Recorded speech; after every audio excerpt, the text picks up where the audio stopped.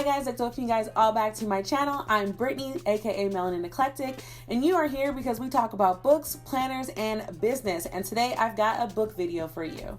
Today I will be discussing the 4 books that I read in February and talk about why I didn't actually get to my nonfiction read of the month. So, I did not get to my Automatic Habits by James Clear this month, and the reason is the library. So I actually ended up buying the book last week, I think, and I'm just going to start it like that. It was weird because even the audiobook was on hold for 3 months. I don't know what happened, but I put that book on reserve like months ago because I was like, I'm going to read that book in February. And when it came around, apparently I was number 30 on the list. So I thought, because like in the first week, it went down to like 15. And I was like, oh, okay, bet. This is going fast. I'll get it. No. Then I signed up for the audiobook. It's been on hold for the past 3 months. So I'm going to attempt to read Atomic Habits this month. But I did read 4. And I guess I'm going to start with my surprising. So the surprising book of February for me was Good Luck Girls. Hold on. I never remember her name. Okay, so it is The Good Luck Girls by Charlotte Nicole Davis. And this book, like if you look at the cover, hold on, let me sit here so y'all can like see these covers. Focus. Okay. So number 1, if you look at this cover, it looks like a like black girl Western kind of thing. No sis. So if you've ever watched the show Harlots on Hulu, it kind of reminds me of that. I've never read or watched Handmaid's Tale. I know, don't come for me. So I can't really say if that was a good correlation between the two. But basically the story starts off where Clementine has come of age, and her virginity has been bidded for, and it's time for her to basically be initiated as a sundown girl. I'm trying to say that as PC as possible. But needless to say, that night does not go right, and her sister, and 3 other girls end up on the run for their lives because now there is a bounty on their head because someone has committed murder. So the entire book is them trying to get away, trying to stay away, and trying to avoid capture. I was pleasantly surprised about how much I enjoyed this book. When I started reading it, I was immediately on edge because you feel the emotion of the characters. You feel like, holy crap, run, don't get caught, holy mess. And this book surprisingly addressed a lot of different issues. The PTSD from the girls who had already basically been raped. I mean, I'm just going to say what it is. It's not like they wanted to do this. They were forced to. It discusses PTSD. It discusses drug addiction, sister relationships, poverty, to the point where some of these girls were sold to I'm going to call it the happy house, so that their parents could get money because they were told that at the house their daughters would never be hungry, never skip a meal, they'll be taken care of. So they kind of preach it like, you're saving your daughter's life, but really you're being paid to send your daughter into a life of forced prostitution, which is a totally different type of slavery. But at first I was like, oh no, is this like black trauma? I don't know if I really want to read this. But it wasn't. It was more, I don't know. I think it was because the story was more of them trying to get out of it that I liked the story. It wasn't, oh, woe is me. It was like, this is what we're doing and I'd rather die than go back and I'm going to do everything that I can. I felt that each of the characters brought something different to the story. Clementine and her sister, Astrid. Yeah, man. I totally got the story. I want more because the way that the story ends, it ends in a way that it can be closure. Like this story could end where it is and that's fine. But I actually want to know how the characters are doing now that I read the first book and I know where all of the characters are. I want to know how they're doing. I want to know, did they die? Did they achieve their mission. Are they living normal lives? Like, what is considered a normal life to them? Like, I want to know all those things. So if she makes another book, I will happily be reading this. And I highly suggest that you should too. It's a good book. It was on my list last year and I never got to it, but man, I was pleasantly surprised reading this book. I could keep going on. I know somebody is going to comment and say they didn't like it because they didn't like the colorism thing. And I think because the color of their skin wasn't what they were being persecuted for.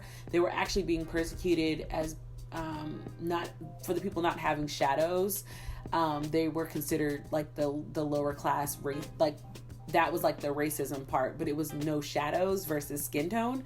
So I feel like because of that, I can ignore any of if there were any colorism remarks, but I don't remember if there were because it's not something I really pick up on. So another book that I read in February was A River of Royal Blood by Amanda Joy, and I gave it 2 stars. I wanted to give it 1.5, but I gave it 2. I did not enjoy this book. I talk about it a little bit in a review. That's what this makeup look is for, this book. I felt that the book lacked flow in a sense that the characters did not develop. It was more like, it was almost you were taking snapshots of the story. It was like, oh, they're in the tent. They touched knees. They blushed. Oh, they're fighting. Oh, they're making out in the courtyard. When did that happen? I did not like it. I wanted to, and that's what's difficult about this. I wanted to like this book. Y'all know I talked about this book multiple times. I'm super excited. It was one of the Fairy Loot ones with the sprayed edges. Very excited. I don't know where the North African themes that they advertised this book as, I don't know where that is in the story. It reads like a very European medieval kind of monarchy with magic. The magic system is intriguing but confusing considering that there isn't enough explanation. There could have been more explanation, but in place of that, they were telling the backstory of a previous queen. But the premise of the story is that Eva has the magic of bone and marrow, which is explained a little bit, but not enough. And she is approaching her birthday. And this particular birthday is really important because that means she has come of age to fight her older sister, Issa, to become the actual heir to the throne. Now, the story starts off where Eva was not using her magic at all, but she eventually finds a tutor who helps her, and everything kind of unfolds from there. While at the same time that she's doing this, she's trying not to get killed by random assassins. So I want some people to read it. I want to know your thoughts, but I'm not going to say any more because I want to hold off until we have more things to say. The next book that I read was King of Fools by Amanda Foody. This is the second book in the Shadow Games. So I read Ace of Shades last year, and I really liked the voice actor for the audiobook. So I purposely waited until this one came out with the audiobook because I knew it was going to have the same voice. And I'm very glad that I did. So the Shadow Game story is based on a girl named Insulter. Her mother goes missing and she goes to the city of Sin to find her mother. And the only clue that she has to her mother is Levi, who I have learned is actually a black guy. And listen, authors, it's okay to say he's black. It's totally fine. These weird, oh, well, he'll stand out because his skin tone is much darker than everyone else's. And his shadow was a deeper color than everyone else's. Sis, he's black. Say that. I just wanted to get that out there because that drives me nuts. Just say he's black. Y'all can literally describe every tone of white. The pretty, pristine, clear skin, the brightness, he's always just darker than everybody else. Sis, he's black. And we're okay with that. But anyway, I enjoy these stories. I don't know how to explain it. This is I guess it's one of my weird pleasures. I don't hear people talking about this series at all. So it's one of those things where I'm all right. I enjoy it. I think this third book is called Queen of Vault, I think. Because I can't tell you without spoiling it, but everything went to crap in the second book. Amanda Foody I thank you because you don't believe in happy endings. You believe in realistic endings. And I just appreciate you for that, because don't nobody ever come out happy in these stories, man. Like, they get by, but like the cost that they have to pay to get by is insane. Like, I love it. So now I'm going to talk about the books that I hope to read in March. Keep in mind, I'm moving. I have all of my books packed right next to me in like 8 boxes. So let's see. I should also point out, I'm in the middle of Daughters of Nuri, and I just figured out that I am bored with the story, but I'm going to finish the book because I want to talk about it, and I want to talk about ways that I feel like the book could have been better. Plus, I already had the brown smoky eye look that I had for that book, so it's got to happen regardless. But the book that I'm reading, and this is for the Black Prose Book Club, Black Girl Unlimited by Echo Brown. The audiobook is actually read by Echo Brown herself, so that's good. However, from Troy, who's also in our book club, there are some trigger warnings that I don't think are actually okay. Yeah, so at the bottom of the page it says, Black Girl Unlimited fearlessly explores the intersections of poverty, sexual violence, depression, racism, and sexism. So I also heard that there's a little bit of homophobic remarks in this book as well. I didn't know that when I picked the book. I'm just gonna let y'all know that. I just heard Black Girl Wizard and I was sold. But if those kind of things bother you, then know that those are triggers.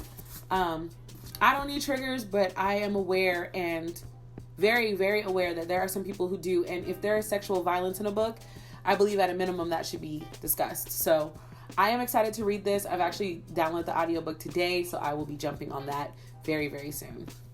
So the next book I'll be reading is an arc that I received from Penguin Teen. So thank you, Penguin Teen. And it is A Phoenix Must Burn, 16 short stories of Black girl magic, resistance, and hope, edited by Patricia Caldwell. All of my Black girl authors are in this book. So even A. Marie, which, hey sis, hey. So I'm very excited to read this book. It is stunning. I have actually already ordered. I already have the original, or rather the release copy on pre-order, but I'm going to read the arc until I get it, so that's good. And then the other book that I have already is Atomic Habits by James Clear. It's pretty... Amazon kind of gave me an ugly cover, and like they were willing to send me another one, but it's not that serious. But yeah, so I'm ready to like note this up. So I just wanted to mention that because there are so many books coming out in March. Holy mess. Am I going to get to all of them? No. But I do want to let you guys know which ones are coming out and which ones I am obsessed with and ready for them to come out. So let me pull up my Goodreads. Let's see.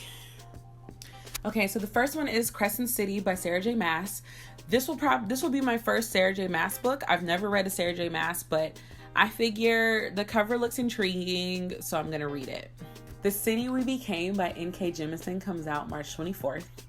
So obviously I'm not going to read it for March, but it will be on my top reads for April, and I'm so excited. Like, I've been seeing a lot of more NK hype on Twitter, so I'm like, yes.